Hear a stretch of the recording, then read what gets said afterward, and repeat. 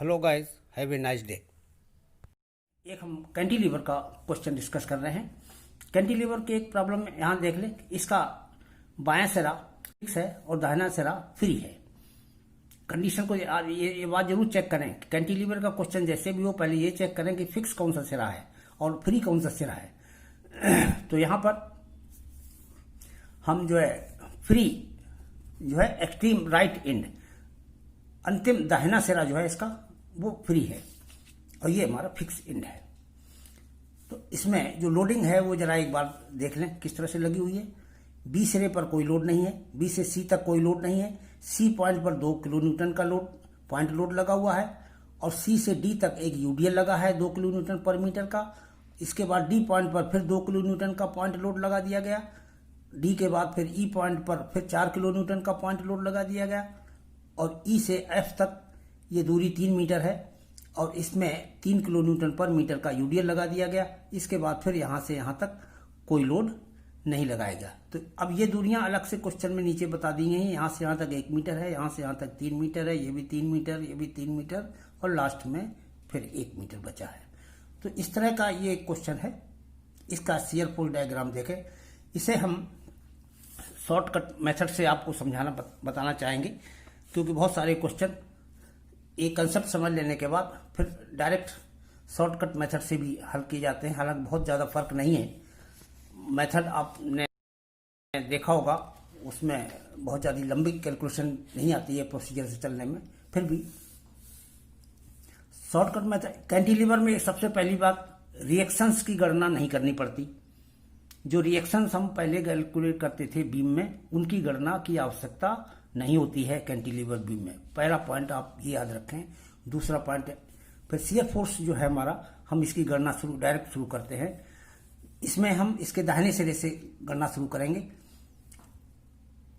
और बलों को लेंगे दाहिनी तरफ। बी पॉइंट पर शियर फोर्स की वैल्यू कितनी है, यानी बी पॉइंट के दाहिनी तरफ कितना शियर फोर्स है, कोई नहीं है, इसलिए एफ बी बराबर 0 डायरेक्ट नोट कर दीजिए। सी पॉइंट के दाहिनी तरफ कुल कितना बल है, सी पॉइंट तक कोई लोड नहीं था, बी से सी तक, इसलिए यहां पर भी एफ सी की वैल्यू भी 0 हो जाएगी। हाँ, ठीक सी पॉइंट पर एक 2 किलो न्यूटन का पॉइंट लोड लगा हुआ है। तो अब यहां पर जरा देखिए, जैसे ये तुम्हारा बी पॉइंट है, ये सी पॉइंट है और सी पॉइंट पर ये 2 किलो न्यूटन का लोड लगा है। सो बी से सी तक कोई लोड नहीं है और सी पॉइंट पर ही लोड लग गया। तो हम सी पॉइंट पर कुल लोड कितना कहेंगे, कितना हम शियर फोर्स एट सी अगर निकालना चाहें तो इसको देखिए।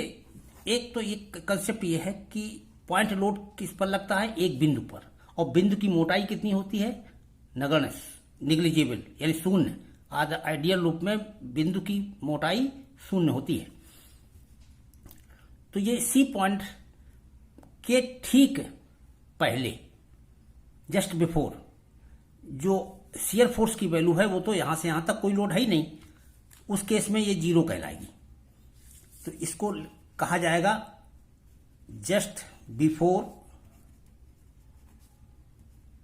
सी, यानी सी बिंदु के जस्ट पहले, ठीक पहले शियर फोर्स की वैल्यू कितनी है, 0 है। और जस्ट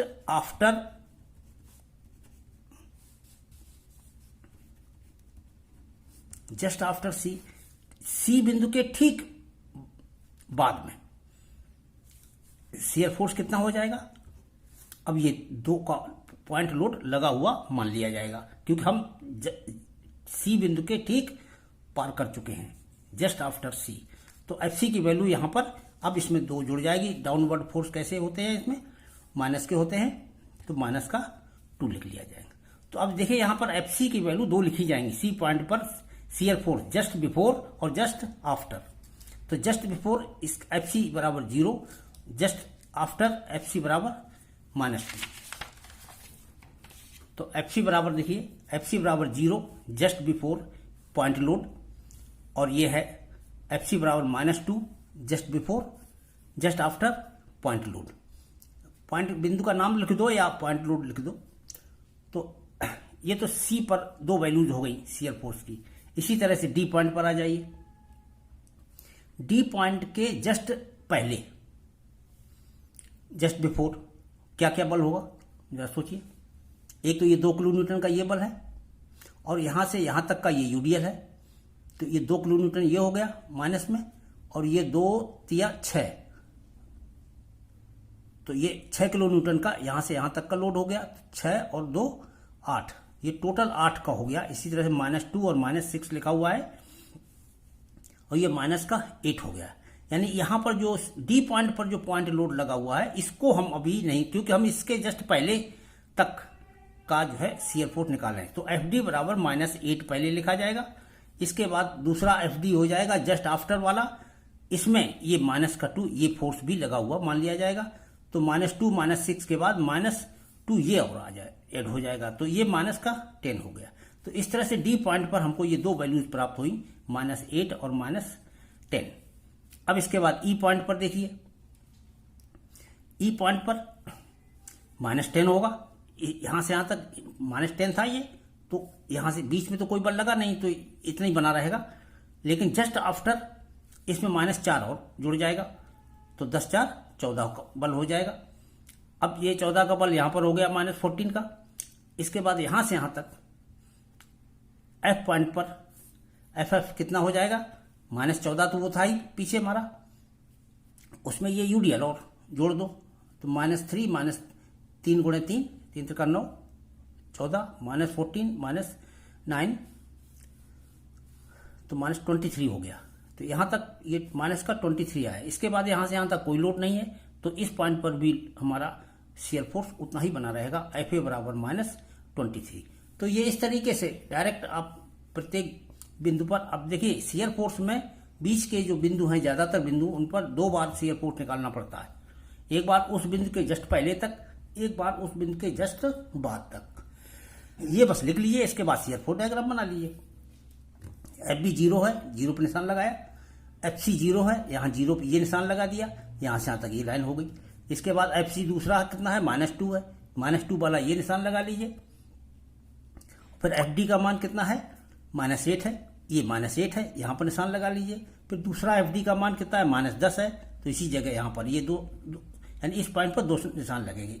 सी पर भी 2 निशान लगेंगे, तो ये 10 -10 हो गया। अब इसके बाद यहां से यहां तक एक ही वैल्यू है, यहां पर भी -10 है एफ ई, तो ये हमारा -10 यहां निशान लगेगा। -10 के बाद -14 लगेगा, ये 14 का वैल्यू है, ये 10 की वैल्यू है, ये भी 10 की है, ये 8 की है, ये 2 की है, इस तरह से।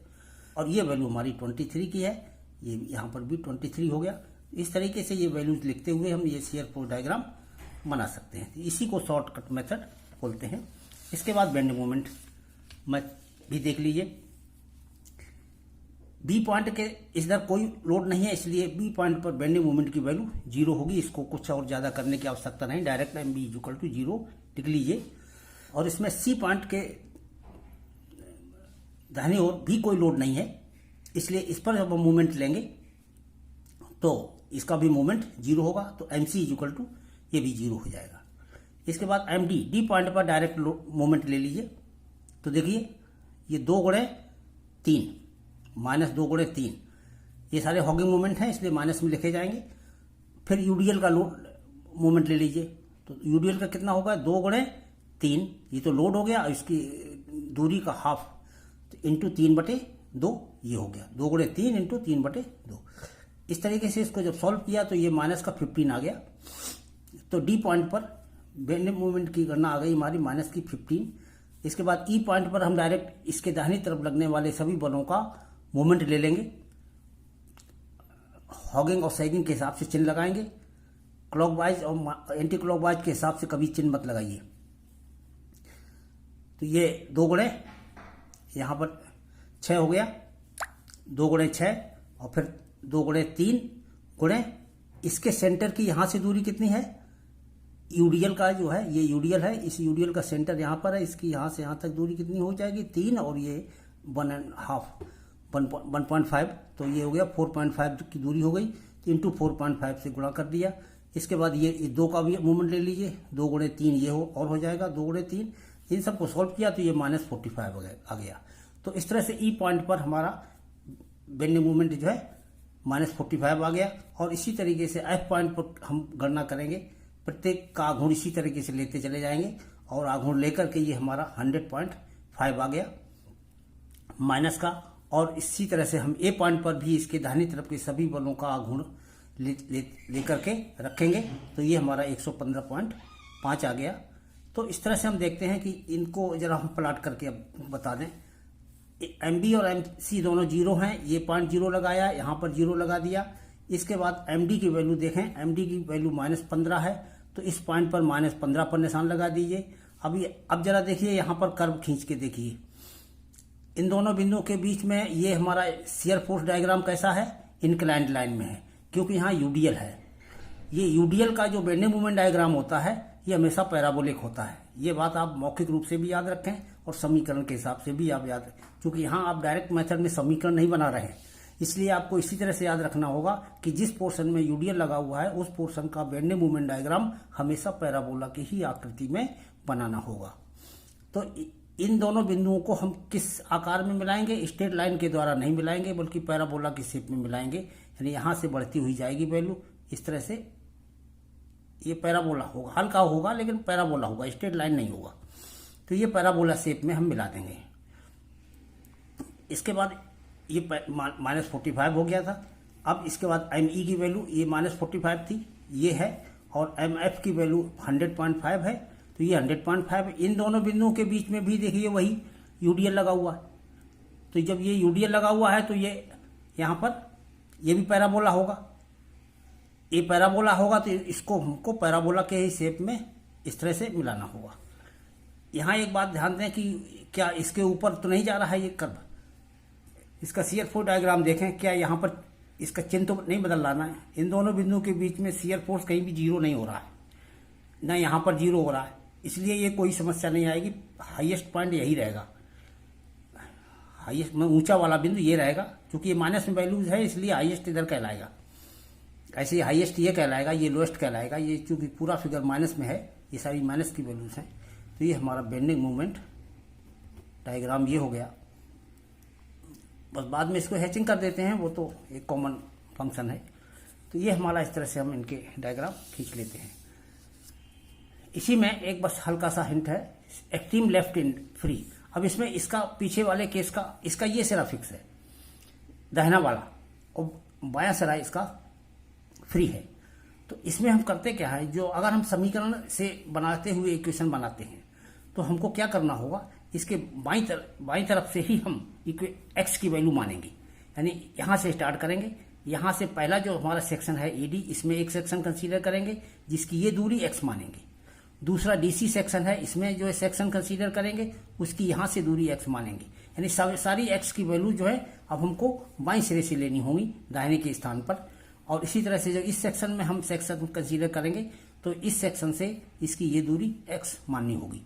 ये मानते हुए अब हम इक्वेशन बना के दिखा दे रहे हैं कि पहले एडी सेक्शन में देख लीजिए, जो एफ एक्स की इक्वेशन होगी वो किसके बराबर होगी, इसके बाईं ओर केवल एक ही बल तो है, डाउनवर्ड 2 किलो न्यूटन का। जरा सोचिए, यहां सावधान रहने की आवश्यकता यह है कि ये फोर्स ऊपर से नीचे की ओर लग रहा है और बाईं तरफ है, तो इसका चिन्ह प्रॉपर्टी के अनुसार चिन्ह क्या होना चाहिए। आप दाहिनी की तरफ से लगाते थे, ऊपर वाले बलों को प्लस में लिखते थे और डाउनवर्ड फोर्स को माइनस में लिखते थे। तो इसमें डाउनवर्ड फोर्स को प्लस में लिखा जाएगा और ऊपर वाले फोर्स को माइनस लिखा जाता है। तो ये फोर्स हमेशा प्लस में हो गया, इसलिए +2 लिखा जाएगा। तो एफ एक्स बराबर +2 हो जाएगा। सी डी पार्ट में जब हम इक्वेशन बनाएंगे तो इसमें ये दोनों बल आ जाएंगे, 2 का ये, इस तरह से 2 + 2 ये 4 किलो न्यूटन का, यानी एफ एक्स बराबर 4, ये हमारी इक्वेशन बन जाएगी। और ऐसे यहाँ से जब हम इक्वेशन बनाएंगे तो इस तरह से बन जाएगी, ये 2 + 2 + 2, ये तो 6 हमने इकट्ठा जोड़ लिया, और प्लस यहाँ से यहाँ तक का यूडीएल इसको भी लिख लिया। x - 4 ये दूरी है, और इस दूरी में 2 का गुणा कर देंगे तो यहाँ से यहाँ तक का यूडीएल ज्ञात हो जाएगा। तो वही 2 × x - 4 जो है हमने यहाँ लिख लिया। ये हमारे शियर फोर्स की इक्वेशन बन गई तीसरी। तो ये तीनों इक्वेशन इस तरह से बनाई जा सकती हैं, और इसके बाद इसके प्रत्येक बिंदु पर शियर फोर्स की गणना करके हम शियर फोर्स डायग्राम प्लॉट कर सकते हैं। इसी तरह से इनका bending moment diagram, bending moment की इक्वेशन भी बना के आप चेक कर लीजिए। यहाँ पर बेंडिंग मोमेंट की इक्वेशन बनाएंगे तो 2 गुणे एक्स लिखेंगे। ये फोर्स कैसा है, सैगिंग है कि हॉगिंग, इसको जरा चेक करिए। ये सिरा फिक्स मानते हुए, इस सिरे को फिक्स मानते हुए इस बल के कारण बीम किधर झुकेगी, डाउनवर्ड झुकेगी। ये सिरा ऊंचा हो जाएगा तो ये हॉगिंग मूवमेंट हुआ। हॉगिंग मूवमेंट माइनस में लिखा जाता है, इसीलिए इसको -2x लिखा गया। तो mx बराबर -2x, ये हमारे पहले सेक्शन में, और mx बराबर इसी तरह से -2x, ये तो वही रहेगा, इसका भी -2 × x -2 रहेगा। ये x -2 ये दूरी हो जाएगी यहाँ से यहाँ तक की। तो इस तरह से ये दूरी, इसकी इक्वेशन भी इसी तरह से हो जाएगी। और BC पार्ट में जब यहाँ से इक्वेशन बनाएंगे तो प्रत्येक बल का आघूर्ण लेना है आपको केवल। ये बल गुणे ये दूरी, ये बल गुणे यहाँ से यहाँ तक की दूरी, ये बल गुणे यहाँ से यहाँ तक की दूरी, और यहाँ से यहाँ तक का बल गुणे इसके सेंटर की यहाँ से तक की दूरी। ये 4 चीजों को आप यहाँ इस इक्वेशन में सम्मिलित कर लेंगे तो ये BC पार्ट में बेंडिंग मोमेंट की इक्वेशन। तो ये तो इक्वेशन इस तरह से बनेगी अगर रिवर्स डायरेक्शन में है। बाकी आप शॉर्टकट मेथड से आप चाहेंगे डायरेक्ट ऐसे भी कर सकते हैं।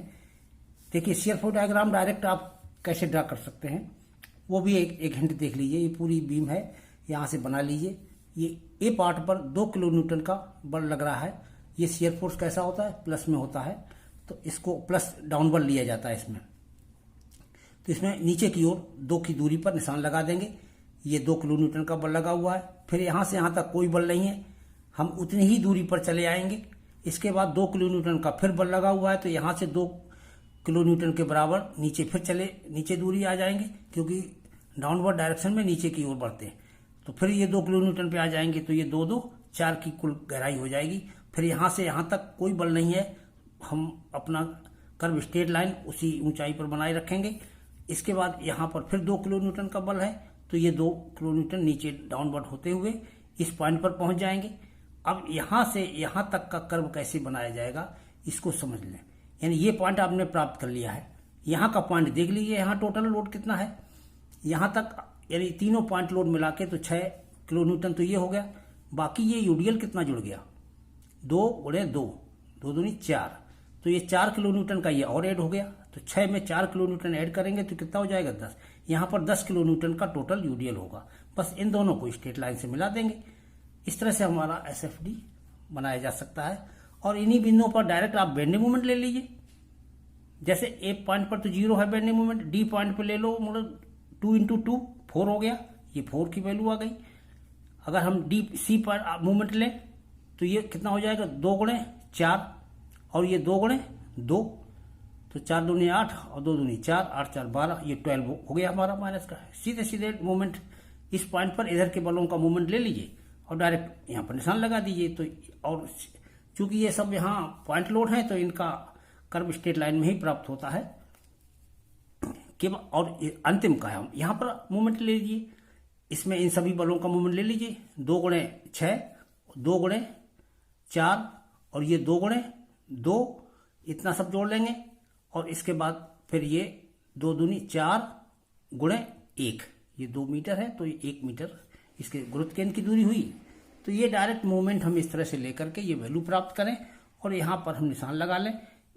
ये बात जरूर ध्यान रखें, क्योंकि ये हमारा यूडीएल है। यूडीएल का जो बेंडिंग मोमेंट डायग्राम होता है ये पैराबोलिक शेप में होता है, तो ये पैराबोलिक शेप में बनेगा, ये स्ट्रेट लाइन में बनेगा। ये हमारा आज के टॉपिक पर था। यहाँ हमने कैंटिलीवर के कुछ केस दोनों दिशाओं में समझाए हैं, लेफ्ट हैंड फ्री हो या राइट हैंड फ्री हो उस केस में। इसके बाद अगले टर्न पर हम पॉइंट ऑफ कंट्राफ्लेक्चर या पॉइंट ऑफ इन्फ्लेक्शन के बारे में से रिलेटेड प्रॉब्लम का डिस्कशन करेंगे। Thank you.